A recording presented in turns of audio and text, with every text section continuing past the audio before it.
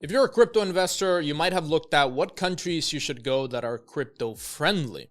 And I made many videos on the most crypto friendly countries, crypto friendly banks, countries to cash out your crypto. But what about the worst countries in the world? The ones that you should not go to that are sometimes promoted as the best crypto countries. Let's go through all of them.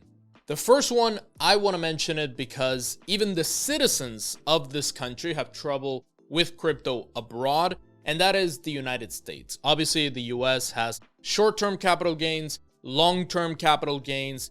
Crypto is heavily regulated. The SEC has a lot of lawsuits against crypto companies, and overall, the trajectory that the US is going towards is more crypto control, more crypto regulation, more crypto problems. And also for US citizens abroad, if you were to open up, for example, an exchange, even if you have an address and a residency permit abroad, let's say that's in the UAE, let's say you're a US citizen with a UAE residency, UAE ID, because your nationality is American, you're gonna have problems opening exchange accounts, opening bank accounts to cash out your crypto, and overall being a US citizen is really the worst situation you can be in if you're a crypto millionaire and you're trying to move that crypto. You also need to report it regardless of where that crypto is. If that crypto is in a MetaMask and you're worth $50 million, don't think that, oh, because it's not fiat, oh, because it's not in any KYC exchange, I don't need to report it. You still need to legally report it to the IRS. The second worst country, one that a lot of my clients and personal friends have had issues with, is the Republic of Georgia. Now, I talk about Georgia sometimes because it's easy to get residency. It's a country I've been to many times. I've been to pretty much any big city in Georgia, and I have Georgian banking, but you want to be very careful transacting crypto through Georgia.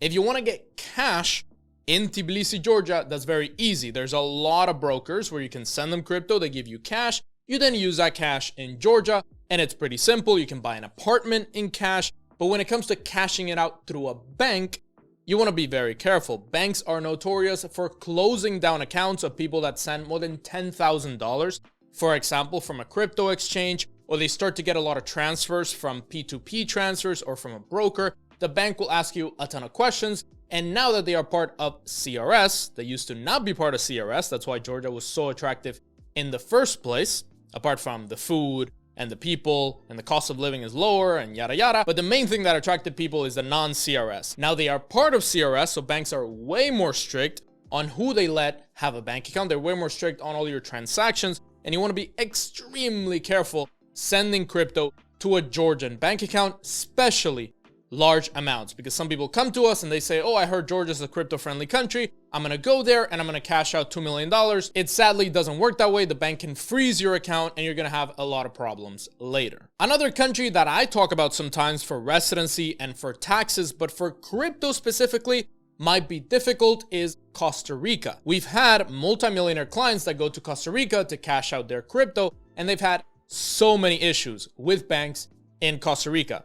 They got residency, they got their tax residency easily, but when it comes to banks, they tried sending $5,000. The bank asked a ton of questions. They tried sending $20,000. The bank closed their account. They opened another account. They tried sending again from a crypto exchange. A ton of questions, a lot of problems. These countries that are used to low amounts of transactions, when you start sending $100,000, $1 million, or constant money to these banks, red flags go off. A lot of questions go off. They can freeze your account, and then you're left with basically a check for your money, or you're left with a notice saying you have to get the money out of the account and you can't be their client anymore. So with Costa Rica specifically, in our clients' experience, we've helped hundreds of people around the world, hundreds of millionaires around the world cash out their crypto legally. You want to be very careful with Costa Rica. And really quick, if you want our expert advice on citizenship, residency, crypto, tax optimization, you can message me on the link in the description right there. It's a WhatsApp link. Just say hi, hello, good day, or whatever.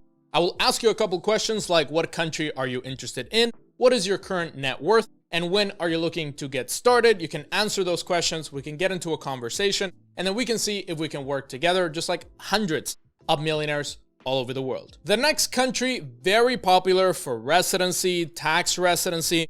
You want to be careful here. There's a lot of people saying that it's the best country in the world and it's developing amazing and you should invest into it and bring your crypto and do all that. Just be careful with these countries. That is Paraguay. Now, Paraguay has a lot of good things. Paraguay has 0 taxes if your money comes from abroad. So essentially no tax on crypto. You can get tax residency pretty quickly, get residency pretty quickly. Citizenship is a lot harder, so I wouldn't count on getting Paraguayan citizenship. But for taxes, for 0% foreign earned income tax, it's a great place. Now, you want to be careful with scams. Crypto brokers, even residency suppliers, people that help you get residency in Paraguay, there's a bunch of scams. There was a case that I saw of a guy that took 60 spots for Paraguayan residency, charged them around $2,000 each, and then just completely disappeared. So he took 120 grand and just disappeared and left everybody just waiting and wondering where is the money. So with Paraguay, you also want to be careful with banks. Banks, although not horrible in the experience of our clients, not truly terrible banks. You can have some good banking. You can send from some crypto exchanges. You can send some relatively moderate amounts. They're not the same as Dubai or Switzerland, where if you send $100,000, they're not going to have any red flags. They're still going to have some red flags. They're still going to ask you because they don't see those amounts often. So you want to be careful sending large amounts. You want to be careful not to get scammed with residency. And you want to be careful not to get scammed also with companies that promise very quick citizenship in Paraguay. You want to be very careful. The next country, often mentioned as one of the most crypto-friendly countries in the world. They have a citizenship by investment program, and that is Malta in the European Union. Although, technically, they are crypto-friendly because there's no long-term capital gains tax. So if you hold your crypto for over a year, you don't pay taxes. It's popular for some crypto people. It's popular for a lot of Germans. For example, they moved to Malta to lower their taxes. Banking is terrible in Malta. Try opening up a bank account in Malta. Everything is slower. Cashing out crypto is extremely slow. And sometimes the bank won't even accept the transfer from the crypto exchange. So you want to be very careful if you choose Malta. Just know that it's going to be slower. Banks are going to be harder.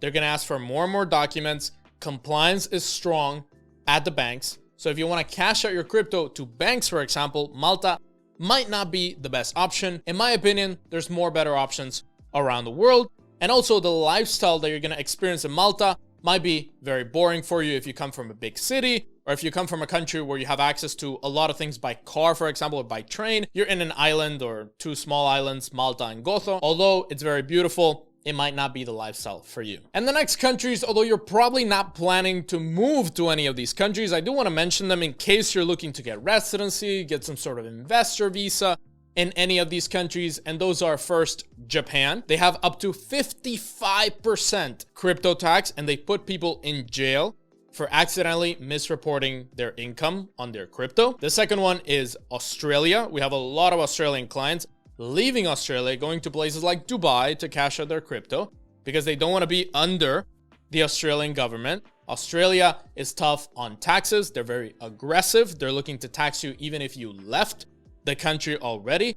Tax residency rules are extremely strict, so you want to be very careful, as well as other countries like India and China. China, obviously, they're outright banned, but in India, we've also had a lot of clients who the government has seized their crypto. They've frozen their crypto exchange accounts. They've taxed their crypto multiple times, even though they've already paid taxes on their crypto. So overall, extremely strict countries when it comes to taxes.